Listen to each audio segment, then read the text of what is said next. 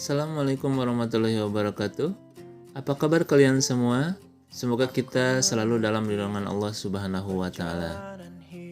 Pada pertemuan kali ini, saya akan mencoba melanjutkan pembahasan tentang pembagian waris yang sudah dijelaskan pada video selanjutnya. Nah, pada pertemuan kali ini ada kemungkinan pembagian waris itu terjadi lebih dan kurang. Di dalam istilah ilmu faraid, istilah lebih dan kurang itu adalah sering dinamakan dengan istilah rod dan aul. Apakah yang dimaksud dengan rod dan aul? Kita bahas satu persatu. Yang pertama adalah pembagian rod. Apa itu pembagian rod? Pembagian rod adalah pembagian yang terjadi apabila terjadi kasus berkurang atau kurang, ya, di mana asal masalah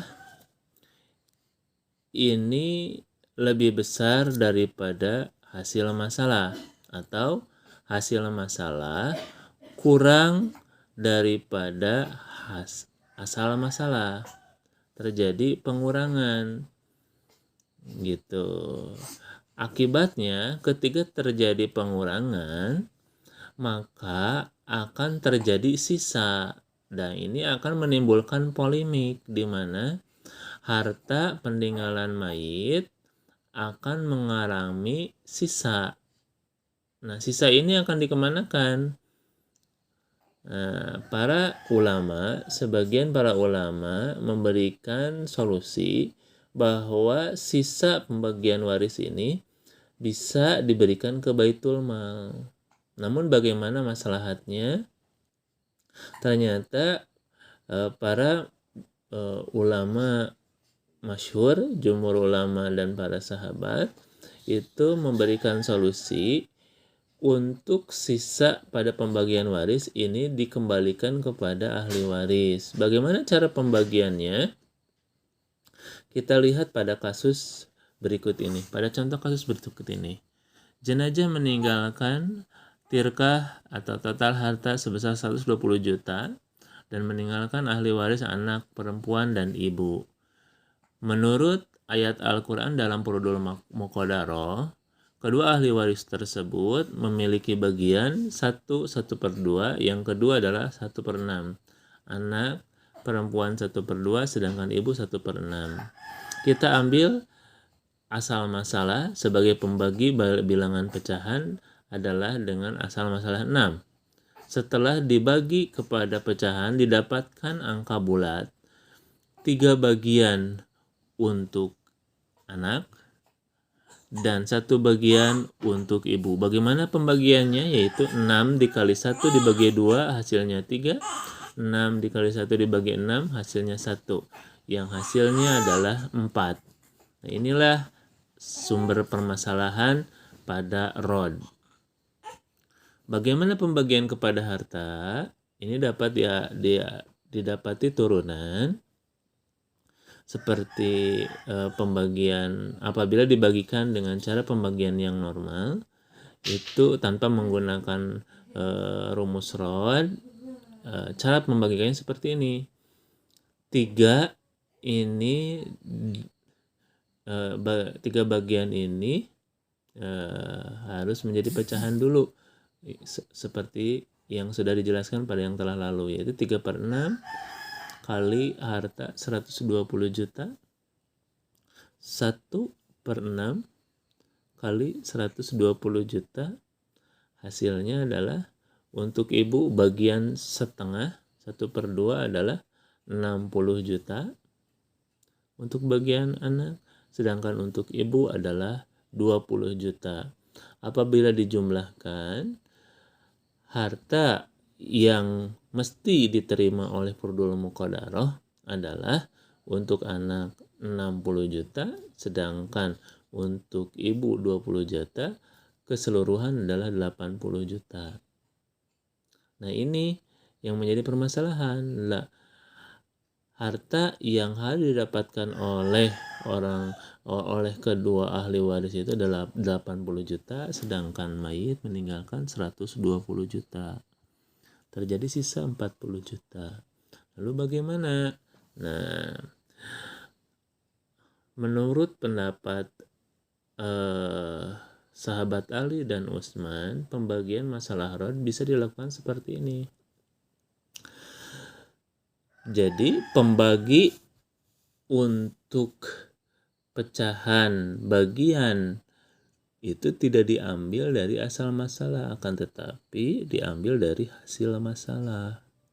Maka cara pembagian adalah 3 bagian untuk anak dibagi 4, bukan dibagi 6. Maka didapati 3/4,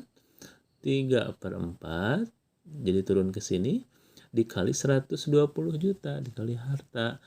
Bagian untuk anak perempuan adalah 90 juta, bagian untuk ibu adalah 30 juta. Maka total keseluruhan menjadi pas, menjadi 120 juta. Itulah pembagian rod. Lalu bagaimana dengan pembagian awal? Pembagian awal adalah kebalikannya. Apabila asal masalah itu lebih kecil dan hasil masalah itu justru lebih besar daripada asal masalah, akibatnya akan terjadi kekurangan dalam pembagian harta. Contohnya pada kasus berikut ini. Jenazah meninggalkan harta 60 juta dan meninggalkan 4 ahli waris, istri, ibu, 2 anak, dan saudara seibu. Di sini istri 1/4, ibu 1/6, saudara 2/3, saudara seibu 1/6. Maka bagian untuk mereka adalah 1/3, 1/4 mendapat 3 bagian karena akan dibagi 12. 1/6 mendapatkan 2 karena akan dibagi 12. 12 kali 1 dibagi 6 hasilnya 2. Kemudian 2/3 mendapatkan 8 bagian, yaitu 12 kali 3 kali 2 dibagi 3 dan mendapatkan 2 bagian. 12 kali 1 bagi 6 hasilnya 2. Di total daripada pembagian asal masalah menjadi 15. Inilah sumber permasalahan. Kalau yang tadi permasalahan rod, asal masalah lebih besar daripada hasil masalah sehingga terjadi sisa, sedangkan awal adalah di mana terjadi lebih besar, hasil masalah lebih besar daripada asal masalah. Jadi diingatkan kembali oleh saya bahwa perbedaan antara rod dan awal adalah rod apabila asal masalah lebih kecil daripada hasil masalah perbedaan antara rod dan awal adalah yang dimaksud rod adalah apabila hasil masalah lebih kecil daripada asal masalah, sedangkan awal hasil masalah lebih besar daripada asal masalah.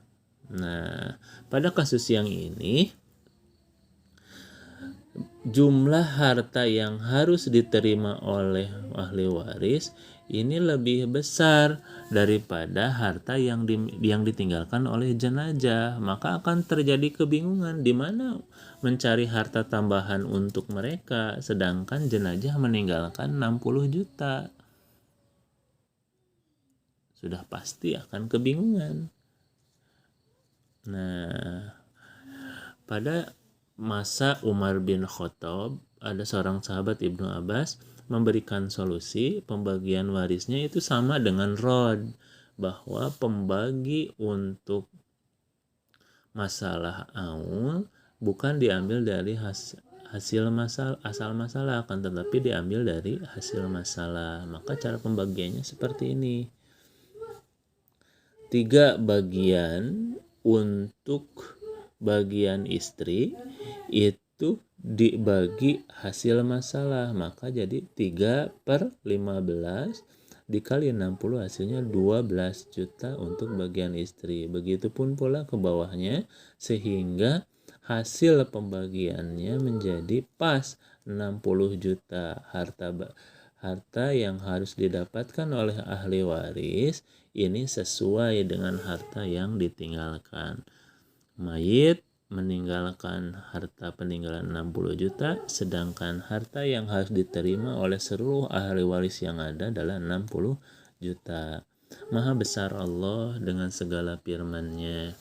Ini adalah sebuah mukjizat yang telah Allah Subhanahu wa taala sampaikan kepada Nabi Muhammad tentang pembagian waris, bahwa rumus ini telah ada sebelum adanya para ahli matematika yang kita kenal saat ini. Allah Subhanahu wa taala menunjukkan kebenarannya bahwa Allah Subhanahu wa taala sangat rinci memperhatikan bagaimana untuk kemaslahatan hamba-hambanya dalam kehidupan dunia maupun di akhirat. Semoga dengan mengetahui tentang ilmu waris rod dan aul ini semakin menambah keimanan kita kepada Allah Subhanahu wa taala. Itu merupakan salah satu manfaat daripada mempelajari ilmu faraid. Yang pertama, semakin meneguhkan hati kita bahwa Allah Subhanahu wa taala adalah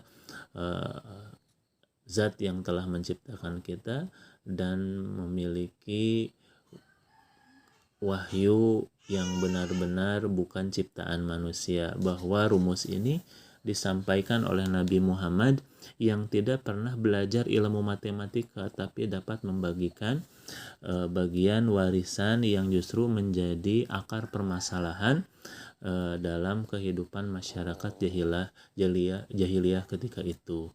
Manfaat yang kedua daripada ilmu faraid adalah memperkokoh silaturahmi kita dengan keluarga, karena tidak sedikit setelah ditinggalkan oleh anggota keluarga itu terjadi perpecahan, terjadi permusuhan antara satu keluarga dengan keluarga yang lain dikarenakan ada ketidakpuasan dalam pembagian waris, karena pembagian waris tersebut dibagikan menurut kehendak keinginan manusia.